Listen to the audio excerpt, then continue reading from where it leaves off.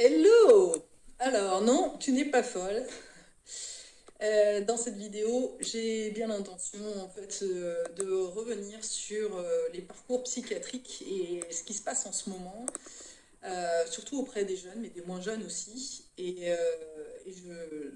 C'est vraiment un appel au secours en fait que je fais parce que j'ai l'impression que comme aujourd'hui les hôpitaux psychiatriques ou les établissements psychiatriques ne connaissent pas en fait les THPI et l'ouverture de conscience, ils n'ont pas du tout accès à cette partie spirituelle. Eh bien, ils cataloguent les jeunes dans des travers ben, borderline, bipolaire, que sais-je, et on propose en fait de la médicamentation, on considère qu'on renvoie au patient qu'il est fou, on ne l'écoute pas, et on dévalorise, on essaie d'étouffer quelque part l'être dans tout ce qu'il est, dans tout ce qu'il pointe d'incohérence dans le système en fait. Et ça, c'est dramatique, c'est vraiment dramatique parce que un enfant, là, il n'y a pas très longtemps, j'avais été en covoiturage, enfin, je faisais un covoiturage, je me suis retrouvée avec quatre jeunes, et parmi les quatre, il y en avait trois qui avaient été en hôpital psychiatrique et qui s'étaient retrouvés vraiment confrontés par rapport à ces soi-disant professionnels de santé qui leur envoyaient que ils étaient malades alors qu'ils étaient juste en crise existentielle, en éveil de conscience, et c'est vraiment dramatique, quoi. Donc, j'ai vraiment à cœur de transmettre ce message auprès des jeunes, auprès des moins jeunes, si tu as été en hôpital psychiatrique, si on t'a renvoyé, en fait, que tu étais fou, que tu étais folle, bah, c'est vraiment important d'avoir d'autres avis et de se pencher sur toutes ces axes en fait de THPI, de vieilles âmes, parce qu'on a une vision complètement différente en fait du monde et que quand on commence à le pointer, bah, ça peut vraiment déranger en fait.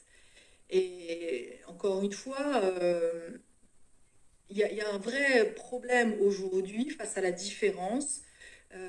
On essaie de justifier et de renvoyer par des addictions, de juger, d'enfermer, alors que en réalité, la source en fait du problème n'est qu'un dérèglement émotionnel.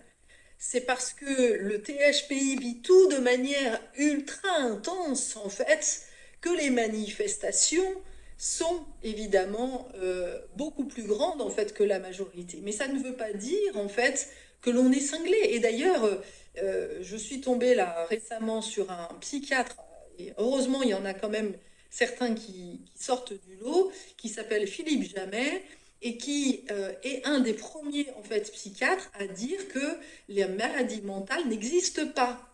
Et là, waouh, enfin en fait un professionnel, un médecin qui dit que la maladie mentale n'existe pas, que tout est une question en fait d'interprétation, de réaction émotionnelle, et que on est en effet des êtres instinctifs.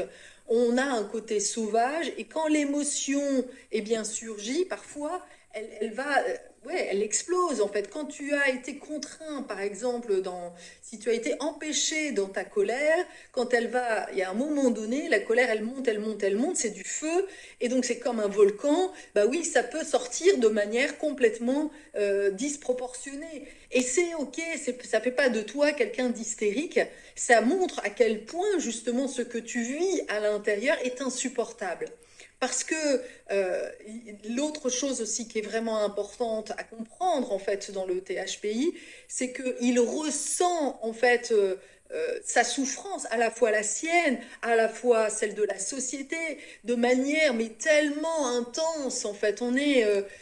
C'est ultra sensible, donc c'est insupportable. Et donc bah, on n'a pas d'autre. Au départ, on ne sait pas en fait quoi faire de tout ça en fait.